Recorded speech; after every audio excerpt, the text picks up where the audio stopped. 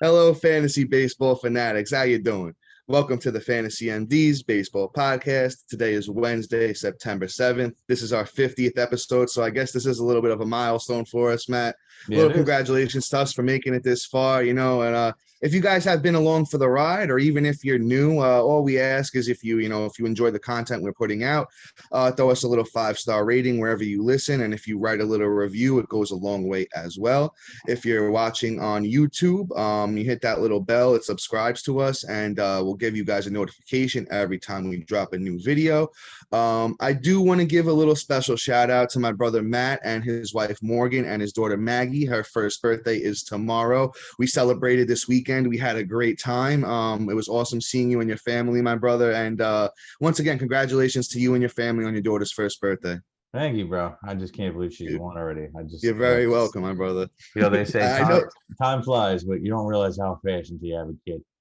Oh, forget about it, my brother. I remember when she was first born. I think she was like 3 weeks old. I came up to see her. And now she's already big, got the full head of hair going. She's got a little personality to her. It's awesome, my brother. Once again, it was great seeing all you guys and being with your family and everybody else, all our friends, and just having a great time celebrating. Matt's daughter's birthday. Thank you. So once you guys know, I'm Dominic Martino. If you don't know, now you do. My co-host Matthew Arnay. And Matt, once again, everything else is good. You feeling great? Yeah, just chilling. It's a Wednesday. So, Yeah, yeah. Fair enough. Fair well, enough. you guys will be Thursday, but we Yeah, chilling. yeah. We've had to All hit right. So this. yeah, yeah. So all right. You guys know if you've been here, we always start with the finger on the pulse. And so we got a couple of young studs showing out. I know we haven't been with you guys for a couple of days, so we just wanted to highlight these two guys in particular. And then we think they're going to have big years next year. Let's start with Mr. Dylan Cease, who came 1 out away from throwing a no-hitter against the Minnesota Twins on September 3rd. Luis Arraez actually got the hit with 2 outs in the ninth. So I'm going to give you Dylan Cease's line from that game. He went 9 innings. He gave up that one hit from Luis Arraez in the bottom of the ninth with 2 outs. He walked 2. He struck out 7. And man, has Dylan Cease been dominant this year? Let's get to his numbers on the full year if we can. If Baseball Reference wants to work with me, you guys know the deal with that already, though. Oh Lord, I don't think it wants to work with me at all. Uh, Okay, hold on. We got it here. So once again, I wanted to just say for next year, Dylan Cease is only 26 years old this year. He'll be 27 next year. And this is his breakout year, guys. On the year, Dylan Cease has started 27 games. He's won 13. He's lost 6. Dylan Cease has a 2.13 ERA on the year. Peep this. 156 innings for Mr. Cease with 197 strikeouts. He has a 107 whip, which is actually very, very good for a guy like Dylan Cease, who has been all over the place with his whip during his career. I have Dylan Cease at the number 11 starting pitcher going into next year, and he could climb up even higher. I'm going to be honest with you. With some of these old guys like Scherzer, Verlander, we don't know necessarily how well their health is going to be, even, knock on wood, but Mr. DeGrom as well. So Dylan Cease has the potential to be a top 10 starting pitcher for next year. Matt, do you agree? Or, how do you feel about Mr. Cease after this almost no-hitter? Bro, so here's the deal. Um, Cease may be in my top 7 this year, going into next year. Um, I see it. so I've been on the Cease train for ever. And That's Matt's guy. That's Matt's guy, by the way. I can confirm. I can yeah, confirm. so I always somehow scoop him up. I'll finish the draft and then I'll be like, oh God, I forgot about him. And I'll drop somebody that I wanted to pick, I picked, and over him because I'm like, God, I forgot about him. And every year he performs. This kid is a strikeout machine, right? I think he just stole Lucas Giolito's soul this year. Um, Yeah, yeah, you're right. That's a good analogy. he legit did, and then just said, okay, I'm gonna have a better ERA than you. So Got a better everything than yeah, Giolito this year. forget about it. But last year, this is just last year's numbers, right? So he had 165 innings, 13 wins, 226 Ks, and a 3.91 ERA with a 1.25 WHIP. Now, this is definitely an outlier year, right? He's not going to repeat this sub 3 ERA, and there's still time for it to get blown up in the next 3 weeks. But I doubt it because this kid is just an animal and is probably going to win Cy Young. So He should. he should. I think next year he's probably going to have a 3.05 ERA with probably the 2.20, 2.25. maybe even 235 if he's really feeling frisky next year, strikeouts, with probably way more wins because the White Sox just keep getting better. And if Eloy can Yeah. somehow just stay healthy, just even a little That's their bit, problem. The injury bug is eating at that White Sox team. I think they'll be better next year. they're all just super aggressive and young. That's the problem. So like if Eloy Roberts and God Moncada, if he can ever figure that out, can just stay Even healthy. Lance Lynn, your boy Lance Lynn missed a lot of this year. Right, but he's figuring it out now, thank God. So like that lineup is just stacked. And if Yeah, Giolito that's can what I'm somehow saying. figure That's it what I'm out, saying. If he can carry that into next year too, Lance Lynn, is another guy that will help that Chicago team yeah, like next year we'll probably have like some bounce back episodes and things like that. for sure. But I think Cease is going to be that guy. I think that he may get 15, 16 wins. I mean, that's just me, maybe even more because I am a huge White Sox fan based off of just the players themselves. And I think that they're one of those teams that probably could win a World Series in the next 5 years. Yeah. So, and Dylan Cease is going to be leading the charge. I think he's younger than Giolito. I think he's the youngest pitcher in that lineup. If I I remember think correctly. so. Oh, maybe Kopech. I think Kopech might be a little Kopech. bit younger. I Might forget. be. I forget. I forget about Don't hold me to young that. stud who got lit up today. I might add. Yeah, yeah. Well, he just came off the IL. We got to cut him a little slack. Yeah. I mean, you can't just throw gas and not expect it to go everywhere. But Yeah. you want to talk about your next boy over here? Because I know you're scratching like a crackhead over there. A little bit, a little bit. See, what Matt's guy is Dylan Cease, and this year, somebody that I've had on my team all year is Mr. Spencer Strider, and he's just been absolutely dominant. On September 1st, I believe it was, yes, it was September 1st, his last outing for Spencer Strider. He actually broke the single game strikeout record for a starting pitcher from the Atlanta Braves. He broke John Schmaltz's record of 15, and Mr. Strider struck out 16. I'll give you the line from that game. Spencer Strider went 8 innings. He gave up 2 hits. He struck out 16 and did not walk anybody. And I actually watched the whole game myself. Very reminiscent of a young Jacob deGrom, in my opinion. He throws 100 miles an hour, a pinpoint location with that fastball. He got a good breaking ball, that keeps the hitters off balance. And if he develops, I think one more pitch, that's a plus pitch. The sky is the limit for this kid. Spencer Strider is 23 years old. He's going to be 24 next year. I think he's another guy that has top 15 potential as a starting pitcher next year. I would definitely not overlook it because he's had a pretty good career in the minors. He's once again only 23, so he only pitched one full year in the minors, and it wasn't even a full year; it was 94 innings. So he might have a little bit of a cap, going into next year. Maybe we only see 150, 160 innings from him, but I feel like 175 is the new 200 as far as innings go. So it's not that bad if he throws 150, 160. So I'm going to give you Spencer Strider's numbers on the year. Spencer Strider has 9 wins, 4 losses. He's played in 28 games. 17 of those games were starts. Strider has a 2.67 ERA, 114 innings. And Matt, peep this. You thought Dylan Cease's strikeout rate was crazy? 114.2 innings for Strider, 174 strikeouts, and a 0.97 whip. So Strider's been absolutely dominant. I don't know how much more I can say about the kid than I got him at least top 15 starting pitcher for next year with potential to go even higher if he keeps finishing up the year like this. And let's see what he does in the playoffs for the Braves as well. But guys, Spencer Strider is a name that's flying up, fantasy draft boards for next year. So don't forget about him. Don't forget about him. Yeah, I mean, Strider is going to be incredible. He could be next year's Shane Bieber. Like, how like Shane had that nice little breakout. And then next year, he just kind of took it to a whole nother level. I think it's in the cards, but it's also we also have to factor in the fact of there could be some negative regression as well.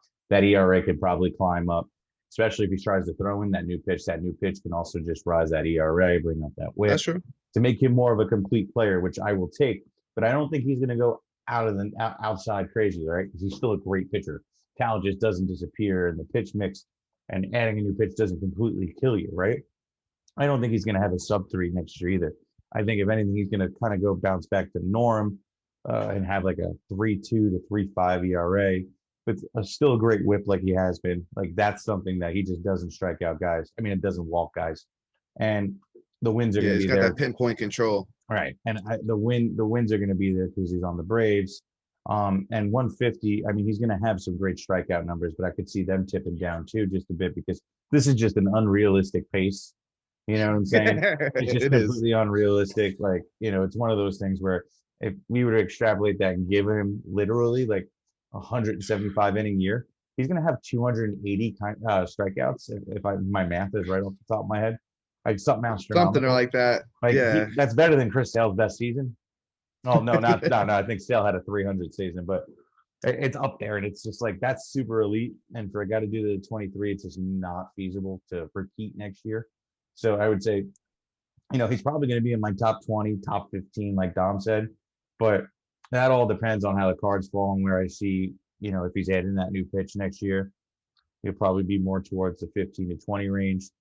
If he isn't, he'll probably stay up, but then there's still that possibility of people figuring out his pitch mix and still dropping back down. So I could probably see him probably more in my 15, 20 range.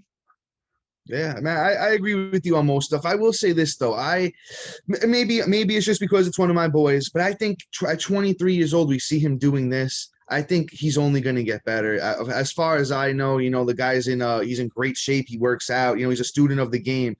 Somebody like that I like, even though he's been better of late, but somebody I like to throw out there when I talk about stuff like this is Blake Snell, who isn't really a student of the game. He just goes out there on pure talent, and just does what he does. He doesn't really, as far as I know anyway, somebody correct me if I'm wrong, or Blake, correct me yourself if I'm wrong. But he's a guy who would rather be more out there playing Fortnite, streaming, posting Instagram pics with models and stuff like that than He's the actually other working on Kyler his. Murray. Yeah, exactly. And working on stuff like that than working on his game. But a Spencer Strider, on the other hand, I think he is more of a student of the game, wants to get better, wants to be better, do whatever it takes. And I will point out this too. Once again, we kind of try and keep things light and understandable on this podcast, but we talk about FIP sometimes, which is fielding independent pitching. It's kind of an ERA indicator, lets you know where a pitcher's ERA is usually headed, or should be rather. And Spencer Strider's FIP is 1.83. So, I mean, I really think the sky is the limit for this kid. He could have another huge, I mean, this is really his breakout year, but he could have another huge year next year. So keep him in mind when you're drafting around 15 to 20 as far as starting pitcher goes. But we'll leave that there. It's finger on the pulse for today. Matt, the routine with the news and notes. Just cut me off if there's anything you want to add, or if I'm rambling a little bit too much. So we're going to start off with, another starting pitcher bites the dust, and it's a big name, Max Scherzer, to the 15-day IL with left side irritation. Not sure exactly what that means, but, I guess his left side's bothering him a bit. But the Mets are optimistic. We hear this all the time these days, though, and he should be back when he's first eligible in 2 weeks. We got Justin Verlander. A little bit better news, but, not 100%. With that calf issue, he did throw off the slope of the mound today. He's expected to throw a bullpen session over the next few days. He could return before the end of the season. But, the Astros do want to play it safe with their ace, headed into the playoffs. So not 100% sure that he will definitely be back. But, we'll keep you posted. Yeah, man. I mean, if I'm being honest, I agree with you about that. He's getting old, and I believe he's 40 now. And the Astros want to, play it safe, as I just said. Then we got Tony Gonsolin with the forearm strain. This one's looking a little bit worse. He played a light game of catch on Tuesday. He has not recovered as quickly as the Dodgers have hoped, so he's going to be out a little bit longer than we all expected. Then we got Starling Marte. He will go for further imaging on his right hand after taking a pitch off it on Tuesday. He could be headed for the IL. We will keep you posted on that one with Starling Marte. Luis Robert is day to day after being hit on the hand by a Logan Gilbert pitch the other day. Poor guy can't catch a break. He's just been beat up all year. Then we got Giancarlo Stanton, another guy, can't catch a break. He's day to day after fouling a ball off his left foot. Xander Bogaerts left Tuesday's game early with back spasm. He is day to day for now, but we've been talking about it all year, and it's shown true. Back issues seem to linger for a lot of these guys. I wouldn't be surprised if Bogaerts hits the IL. Then we got Teoscar Hernandez. Congratulations to him. He's on the paternity list. He just had a kid. He will miss at least the next 3 games for the Blue Jays. Then we got Wilson Contreras. He will go for an MRI on that injured left ankle. He could miss the rest of the season depending on the results. Then we got Anthony Rizzo, another New York Yankee, to the 10-day IL with severe migraines. I've had them in my life, and they can be very, very, very bad at times. So this is a little bit understandable. It might sound like a lighter issue to some of you guys if you've never really dealt with something like that, but it can be very, very tough to, pull through that, and especially if they linger for days at a time. Definitely throws you off your game, and this guy got to go out there and play one of the hardest sports in the world. So, we wish Anthony Rizzo some luck. Then we got a third New York Yankee, DJ LeMahieu, day to day with that sore toe. He's missed the last 3 games for the New York Yankees. Then we got Tim Anderson. He's working his way back from hand surgery, but he has yet to swing a bat. I'm going to go out there and say he's probably out for the rest of the year. Then we got Gavin Lux. He's out till at least Friday with that back issue. He's missed the last 6 games for the Dodgers. Yeah, I did see he got a cortisone shot, so he might be back a little bit sooner than later. Then we just got 2 names that were activated off of the IL over the last couple of days. That's Brandon Lau and Michael Kopech. As Matt mentioned, though, Kopech did get hit around a little bit today. So, just give the guy a little bit of time. And this is the most innings he's thrown in his whole career. So, he once again just got the guy a little slack. I'm sure he'll be back better than ever next year. Yeah, so with all that being said, Matt, let's head into the waiver wire segment. And who do you want to talk about, my brother? Who's up first? Yeah, we'll talk about my boy Riley Green. So Riley Green had a little rough go. Came out hot, smacking the ball like some animal right out the gate, but then kind of teetered off, and I think pitchers figured him out. But this last week has been astronomical for him. I think he's kind of figured it out of what he needs to do to get back into that early season form for him. And that is his last 2 week stats have been 8.15 and 3.33 average, which is real freaking nice to me. And you already know my saying about batting average. We're going to put it on the shirt one day. And yes, sir. We got to do that. We got to do that. Batting average off the waiver wire is a necessity.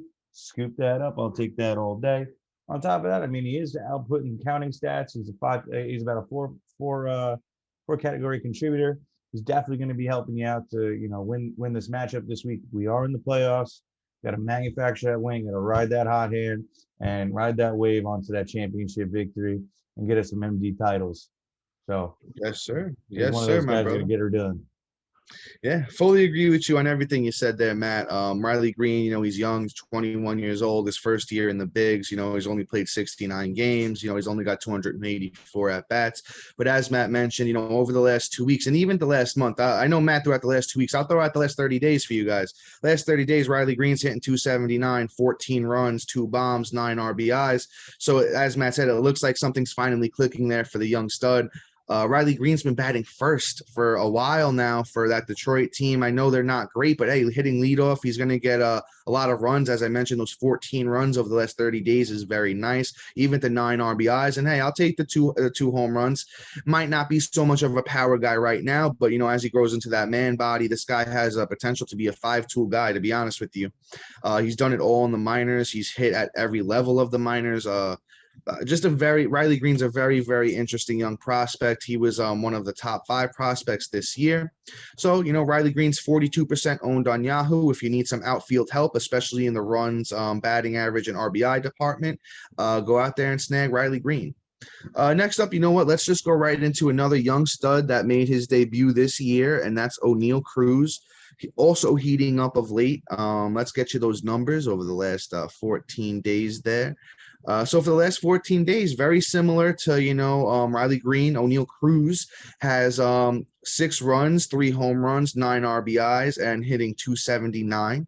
So, another guy that's coming into his own. This guy, O'Neal Cruz, is absolutely, I think he might be one of the next stars of this league. The guy hits the ball harder than Giancarlo Stanton. He throws the ball the hardest that we've ever seen. Talking about from any infield position, I believe he threw a 122-mile-an-hour bullet to first base, a couple weeks back, and that's the current record since the Statcast era has been around. O'Neal Cruz, the sky is the limit for him. Once again, he could be a 5-tool contributor.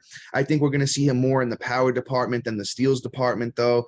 And if you need shortstop help right now, O'Neal Cruz, another guy batting leadoff for his team. I know the Pirates are not very good, but O'Neal Cruz is a very, very interesting young prospect. I know the numbers don't look great on the year for him with that 213 batting average, but it's been way better of late. I will throw out he does have 6 steals on the year as well. So you know what? Might throw in a couple of chippies for you down the stretch here. As Matt mentioned, we're in the playoffs now. If not, you're into the playoffs next week, and you kind of want to figure out what you need, and if you need a guy that's hitting leadoff, that's been hot, shortstop eligible, O'Neal Cruz is 50% owned on Yahoo. I would go out there and snag him right now, to be honest with you. Yeah, he's definitely an ad for me. O'Neal Cruz is killing it. I think that he's one of those guys we're going to be talking about next year. It's going to be one of those breakouts. His profile is just awesome. It's just unfortunate he's on the Pirates. Who knows? Maybe they'll trade him too. They love to They would get a haul. They would get a haul. They love trading away everything, so it's fine. But who knows? Maybe they'll put a team around him next year. I mean, you got Ke'Bryan Hayes on that team. You got Reynolds. So there is a team behind him, at least a 1-2-3 punch. So I'd like to see him more in like the 3-hole, the 2-hole versus, leading off, only because, get somebody on base and you can get a little bit more of a contribution in the ribbies category versus, being empty-handed. But hopefully that's more of hopefully next year they kind of see that and smarten up. But then again, they're the dumbest organization in all of baseball. I agree with you there, my brother. You're not wrong. You're not wrong. So it's just frustrating. But I mean, O'Neal Cruz is definitely going to help you get it. Another one, I won't even say it about batting average. I'm going to leave it alone. But you already know. So I think it's time we just move on. I'm going to talk about Mr. I'm going to blow terrible, Triston Casas. Oh, just a little less emphasis. Triston Casas. There we go. You're right there. It's my big fat Greek wedding. How you doing? I will say this thing that's real funny, Matt. They just called him up, right? Mm-hmm. Kids played a couple of games. I think right before his first game, the guy was shirtless, laying down in Fenway Park, taking in some sun. I like the attitude from this kid. Bro, they're Greeks. They're just chilling everywhere, man. They got the no responsibility to relaxing sensation. I love it. But this kid in the minors actually had a great slash line. So he had a 281, 389, and 500 with 12 bombs and 41 ribbies over 76 games. That's some nice stats. Boston needs that inflection of some young talent, some guys on that team to compete for next year because they're done. But they also they just need a nice little spurt. I think this kid can do it. He had a little rough go and 12 at bats, but I mean, hey, you don't just come up and smack the ball around and keep it going. So, we'll see what the next week brings for him. I think he's definitely worth an ad. I'm not running out and getting him, but if he lands another home run, I'd probably just go see what's up and scoop him. Even so, if he's just getting them counting stats, depending on where he's hitting in that lineup, maybe worth it. So yeah, Matt, I fully agree on everything that you're saying there. Triston Casas is a very interesting young player. He's the number 2 overall prospect for Boston. So I'll tell you this, he's only 22 years old. So he's got a long future ahead of him. Hopefully, as Matt pointed out, very, very good numbers in his minor league season this year, and he's been pretty good across the board his whole minor league career. Maybe he's not as polished as O'Neal Cruz is starting to look and Riley Green starting to look. So, as Matt said, not running out there to go pick up Casas right now. But, if he starts to show a little bit more, over the next, week or so, and, he's at third base, which is a tough position to fill.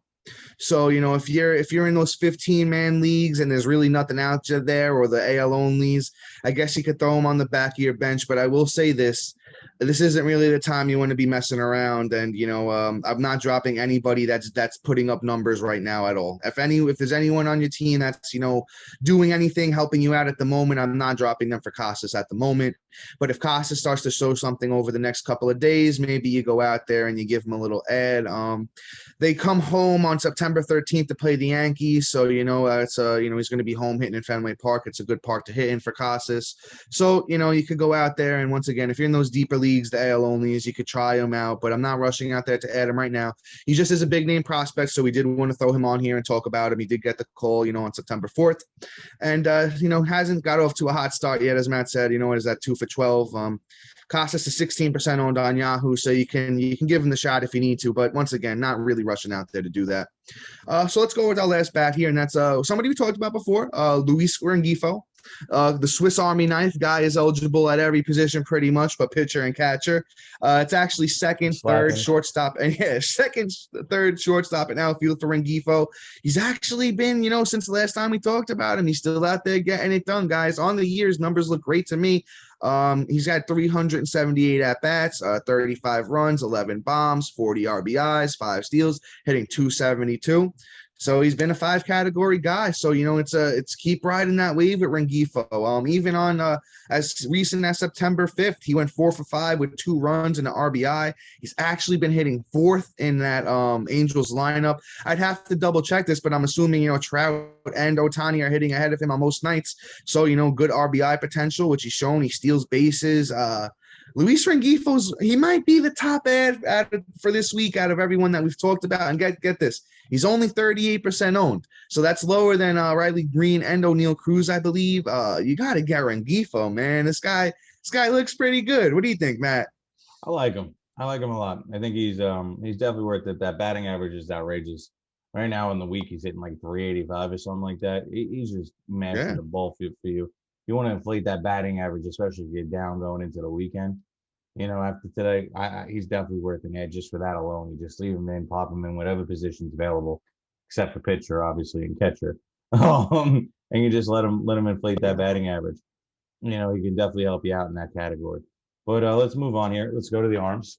I'm gonna talk about somebody I love here, and Dom, probably already know. I think I know where you're going. Yeah. I think I know where you're going. And it's been my favorite pitcher this year. We brought him up quite some time. That's without any more further suspense. Nick Lodolo. Yes, sir. I knew it. I knew that's where he was going. Lodolo has just been so outrageous recently. I mean, against Colorado at home, which is just as bad as whether you're pitching at home there at Cincy or in Colorado, it was just pathetic. He threw down 9 strikes, gave up no runs, and a .5 ERA whip, just monstrous.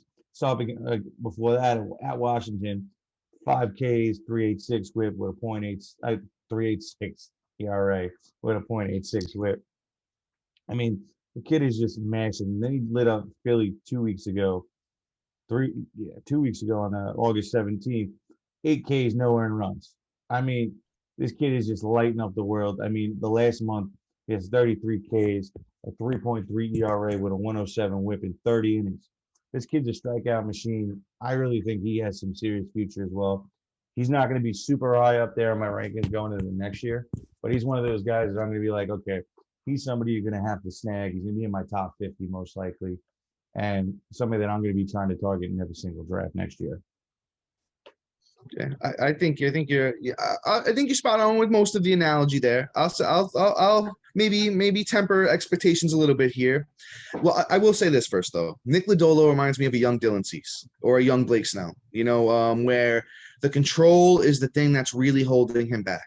Sometimes he's too far outside of the zone. Sometimes a pitch slips and it's a meatball down the middle. He's been very on and off this year. As Matt pointed out, some of his good outings lately, he's had a couple of bad ones here as well. I mean, the Phillies figured him out the week after, he went off against them, gave up a few runs there.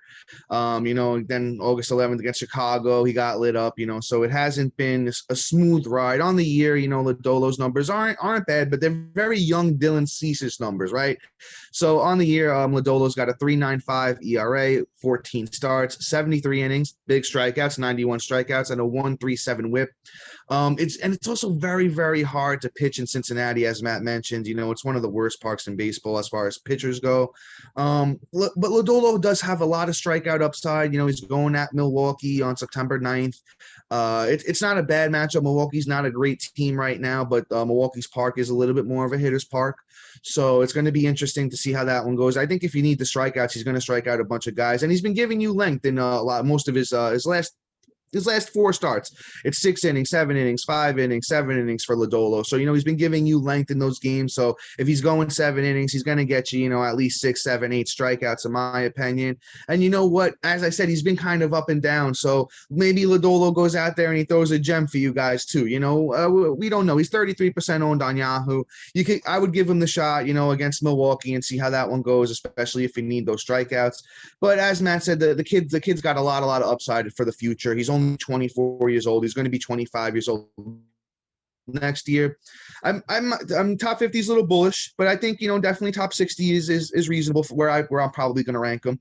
I'm not going to dig through my starting pitcher rankings right now to see where I have him, but I would assume it's somewhere around 60ish.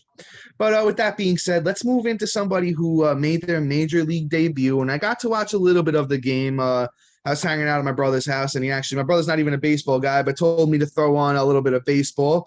And I saw Mr. Hunter Brown was making his major league debut for the Houston Astros. So I said, we got to check this one out. And Hunter Brown did not disappoint. It was against the Texas Rangers. He went 6 innings, got the win, struck out 5, didn't give up a run, and had a 0.67 whip. And man, I'll tell you this. Looked like a young Justin Verlander. And I actually saw, a video of them side by side throwing the baseball, and man, the mechanics looked almost identical. And Hunter Brown goes up against Detroit in his next outing on September 12th. Hunter Brown's 34% owned. He's the number one pitcher for this week, in my opinion. I'm going to see if I can grab those minor league stats for you, because I know he was absolutely electric down there in the minors this year. That's why, the Astros said, you know what, we're going to give this kid the call and see what he's got. And he hasn't disappointed in that first outing. So this year in the minors, Hunter Brown had 23 games pitched. 14 of those were starts. Hunter Brown went 9 wins, 4 losses across those starts and games. He actually threw in a save. He had 106 innings, 134 strikeouts, and a 108 whip for Mr. Hunter Brown. He's only 23 years old, so he's got a lot of upside going forward. And that's really about as much as I got to say. But pick this kid up, 34% owned for Hunter Brown, and he gets Detroit in his next outing. My favorite pitcher to add this week. Yeah, no, he's definitely going to be somebody that's going to be worth watching. The kid has all the upside in the world. The only thing is he's a young kid, young cub getting a cup of coffee. So, there's going to be those ups and downs, but I definitely want to roll him out. He's somebody that can help you manufacture that win, get you onto that next round of the playoffs. Yes, sir. And, I'm definitely a fan. Next year, look out for him, write him down.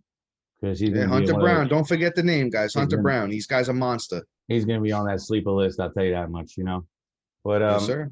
Let's move on. Let's mess with my reading skills right now. And we're both of these are tough, man. Both of these aren't easy. Well, I know how to say the other one, but okay. I'm gonna go with the harder one, and that's gonna be Hayden Wesneski.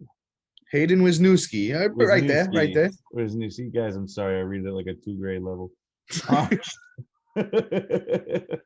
My mommy discouraged me. Oh, I'm kidding. I'm kidding. But I mean, yeah, he got his nice little spot start this week. It was nice. It was against Cincinnati, and he lit them up. Gave up no runs, 8 Ks, 5 innings, which is phenomenal. Got the dub, no earned runs, and a .6 whip.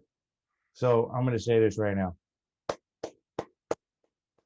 He's somebody that's definitely going to be on my little ad list this week, which clearly he is.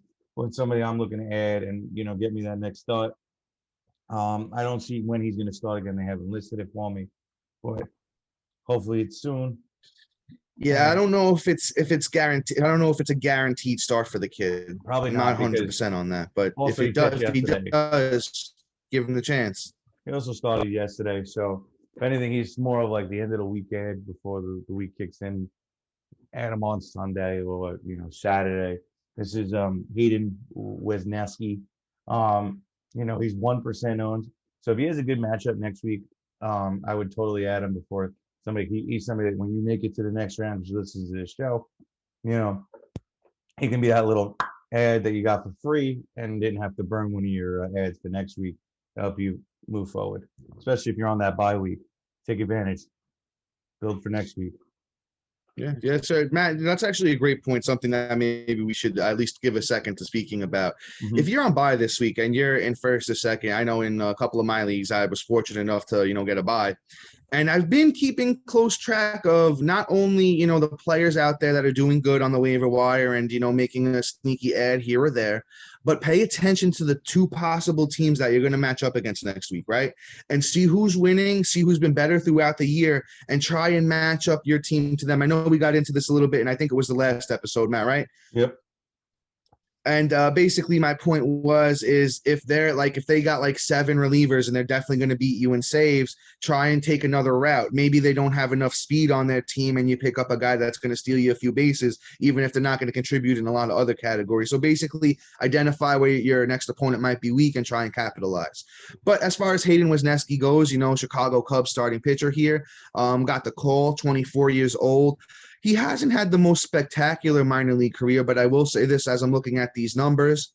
Not a huge strikeout guy, but the whip is very nice the last 2 years in the minors for Wesneski. Actually, he was a New York Yankee product. I didn't even know that. So what a Yankee fan I am, right? But he had a 1.12 whip, Wesneski in 2021, and then this year in the minors, he had a 1.16 whip. And he just looks pretty good, as Matt said. I think it's either the Giants or the Mets for him next up if he does get that start, which, I probably wouldn't throw him out there against the Mets. But you know what? They've been losing of late. So, maybe if you're feeling frisky and, Wesneski, he might have a good game against the Mets, but rather throw him out there against the Giants if that's where he goes. But, kid's just got a little upside. He's young. Let's see how that thing goes for Hayden Wesneski. But we'll move into our next guy, and that's Ronsley Contreras. And I'll say this. Another young, player that's kind of coming into his own. The Pittsburgh Pirates sent him down. I believe it was right before the All-Star break, and he was down there for a little bit. They were trying to manage his innings and let him, get back on track. And his last three starts have been very good, all against good teams too. So for Mr. Ronsley Contreras, on August 22nd, he went out against the Atlanta Braves, 7 innings, 5 strikeouts, 2.57 ERA, and a 1 whip. Then on August 28th, Contreras goes out against the Phillies, gets the win, 5 innings, 7 Ks, no earned runs, and a 1 whip. And then guess what? He kept doing it. September 3rd, Ronsley goes out there, gives you 6 innings, 5 strikeouts, a 1.50 ERA, and a 1 whip against the Toronto Blue Jays. So that's 3 very, very good teams in a row that he went out there and he, pretty much dominated. So, but guess what? Mr. Ronsley goes out there next time against St. Louis. So it's a tough matchup, but he's been out there doing it and getting it done. So if you're in a deeper league, you're in an NL only, or even in 12-man leagues right now, Ronsley's 20% owned, and after that, it looks like he does get Cincinnati. So if you could hang in there for that St. Louis start, and then championship week, or it's your semifinal week, he's going to go out there and have a good matchup. And Ronsley's been dominating. On the year, numbers look pretty good, not great, but pretty good. 74 innings for Mr. Contreras, 70 Ks, 4 wins, a 3.41 ERA. Whip is a little high at 1.31. But as I pointed out, those last 3 games, a 1 whip in each of them, and Ronsley's just been getting it done. I definitely would be considering him going into next week, Once again, Mr. Ronsley Contreras, guys, 20% owned on Yahoo. And I mean, Ronski's gonna be a nice little start. I mean, it is Pittsburgh, so don't expect the win. But very true, very true. But I mean, listen, there's this thing called pitching and ditching. This is the best time for it. Okay. This is where you pick up and you drop and you pick up and you drop and you pick up and you drop and you get as many Ks as you can. Especially if you get lit up early in the beginning of the week and you just need some Ks, and that's the only category you're competing in. You don't care about ERA, you don't care about whip. He's going to help you do that. On top of that, now he's somebody that actually probably won't kill you all that much. So I'm definitely looking to add him for sure. But hey, this is that time of the year where we got to manufacture that win. I'm going to keep saying it over and over again. It's not the long-term haul. This is week by week. So manufacture that dub and get on to that next round and listen in next week. I'm going to help you get through this next round, get to that shit. But let's move on. Let's move on to them closers. Dom, you want to hit all of them real quick? Yeah. I'll give you guys a quick run through of the closers here, and I'm going to start off with somebody that I've actually picked up, in a few leagues, heading into the next round, and that's John Schreiber of the Boston Red Sox. He's getting it done this year. That's really the big thing. At this point, you really want to get, if you can get a guy that has the closer's job, got good numbers, that's looked good. Hey, it's money, and Schreiber's been doing that on the year. Schreiber's got a 2.11 ERA. He's pitched in 54 games. He's got 7 saves, 55 innings pitched, 64 Ks, and a 0.88 WHIP. So Mr. Schreiber's been super impressive so far. And it looks like they are giving him the save opportunities over the past week or so here, with Tanner Houck still on the IL, and you got Garrett Whitlock transitioning into a little bit more of that long relief role. So with Schreiber, he got saves on September 3rd and 4th, 7 overall on the year. Very, very good numbers, good strikeout, good ERA, good WHIP, 41% owned on Yahoo for Mr. Schreiber. Might be the number one relief pitcher, closer to pick up right now off the waiver wire. Then we got Matt. Anything you want to add? Anything? Or you want me to just run through these? All I'm going to say is he's getting the opportunity, so he's definitely worth the act. That's all I got to say. If he's getting the burn and getting the turn, you pick him up. Yeah, very, very well said there, brother. And we got another guy that's kind of just transitioning into the closer's role. That's Jose Leclerc for the Texas Rangers. I will say this: Leclerc's been a closer before, especially even with Texas, and he's gotten it done. Very good numbers for Leclerc on the year as well. He's got a 3.03 ERA, 1.06 WHIP, 38 innings, 41 Ks, and 3 saves for Jose Leclerc. And he's 4% owned on Yahoo, so he's free 99 in all of your leagues right now. He's got good matchups coming up after he gets Toronto, but then they go to Miami, so then he could just get some easy free saves there. Texas hasn't been a great team this year, so some of those games will most likely be close, and I'm sure they'll throw Leclerc out here to get you the saves. Matt, any thoughts on Leclerc? No, just ride him out there. I mean, if you're desperate, rock him out. I'll take the next 2. Why not? Go for it. Take it, brother. All right, so you got Ian Kennedy, Arizona Diamondbacks relief pitcher. I mean, it's the Arizona Diamondbacks. I don't know how many save opportunities are going to be there, but I'm going to say this. Over the last month, he has 1 a week, so that's enough for me. ERA is kind of horrendous, but again, that's not too bad. Oh, I mean, recently it's been bad. Last month, it's 5.19. But, yeah. But that save is more important than that ERA. I mean, if he throws 8 innings, it's 1 bad pitch. You have really good pitching, and you just are unfortunate enough not to have or to have lost a closer to trade or something. He's definitely worth the pickup for you. But that's really just about it. Dom, you have anything on him or? Just he's had the experience in the closer role for over the years, and as Matt said, he's kind of been struggling here of late.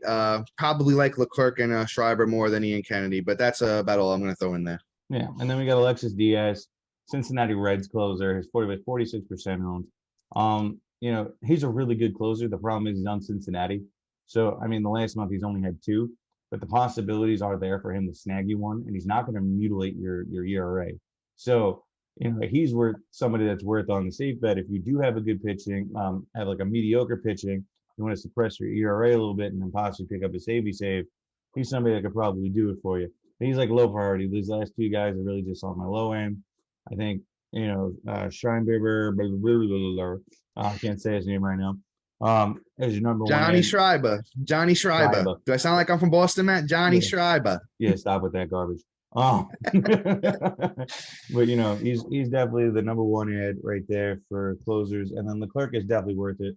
But the other 2 are just like desperation and kind of just trying to get that extra little stat in there. Yeah, Matt, let me just chime in about my boy Alexis Diaz. I'll tell you this. He's actually become one of my favorite, kind of out of nowhere guys this year as far as, closers go, right? It's Edwin Diaz's little brother. Once again, I probably said that about 3 or 4 times this year on the podcast. So, it kind of runs in the family, I guess, just being a dominant closer.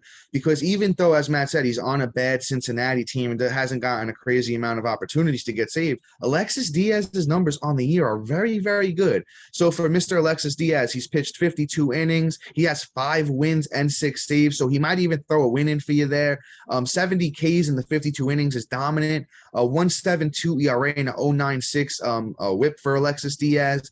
I think he's number three behind, Schreiber and Leclerc. Kennedy's probably in your deeper leagues, your NL onlys at this point. But Alexis Diaz will help you in the ratios. He might throw in a save or a win, and the strikeouts are there too. So, I once again, did I say 46% owned on Yahoo?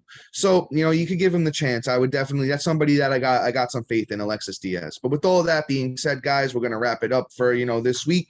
We'll be back with you guys on Monday for either, your round two of the playoffs, or if you're just starting the playoffs next week. So that's going to be all for now, guys. See you.